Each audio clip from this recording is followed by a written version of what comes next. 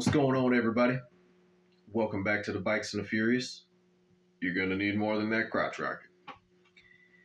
Well, unfortunately, part one of the comic pack video got cut short, and in a way, I'm kind of glad because I mentioned I wish I had checked online to see how many were still available. So in part two, we can cover that, and I was also going to get into my one and only gripe about this set, and it took me a while to notice it. But yeah, we'll jump right back into it. So I was right.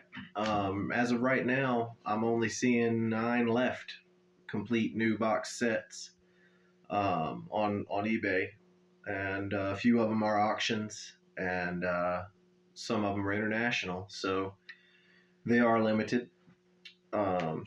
Still a great set. There's quite a few. There's some loose ones too, man. These guys go for about $220, $250, almost $300 for these loose.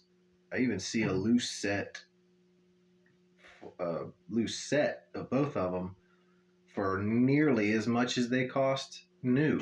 So they're pretty rare, needless to say. But as I was noticing this, as I was looking at this set closer, I'm very tempted to open it just because I think they're so cool. Probably not going to open it. But Montross, the character, if you look at him in the comics and also in Star Wars Bounty Hunter, he's a pretty big dude. And he's definitely bigger than Django, and he's definitely bigger than Jaster. And the sculpting and paintwork is just great on these guys. But after looking at it a little closer, there's one thing that I think they should have changed. And that's the chest mold. Because if you look at Jaster over here, he's got a much bigger, broader chest. He's got the chest that they use on Django. And just doesn't make sense to me with Montross being a bigger dude. And you're probably not going to be able to unsee it now that I've pointed it out, but they gave Montross the little bitty Boba chest, little bird chest from Boba Fett. And I just think that it would have been a more accurate set if they had given Montross the bigger, broader chest. It just would have made sense with him being a bigger guy. And that's really my only gripe with it. I think it would have made it a lot better of a set, to be honest, if they had done that. Because if you now, like I said, now that I've pointed it out, I'm sure you look at his chest just looks too small.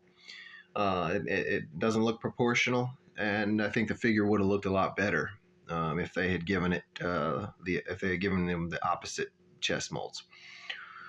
Other than that, that's my only gripe with this piece at all whatsoever, and I'll be able to look past it, I'm sure.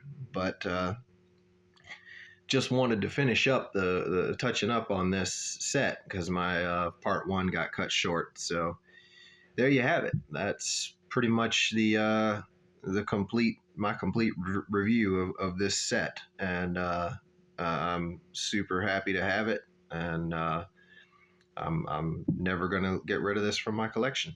So yeah, that pretty much sums up part two of this comic set, and appreciate y'all watching and checking it out.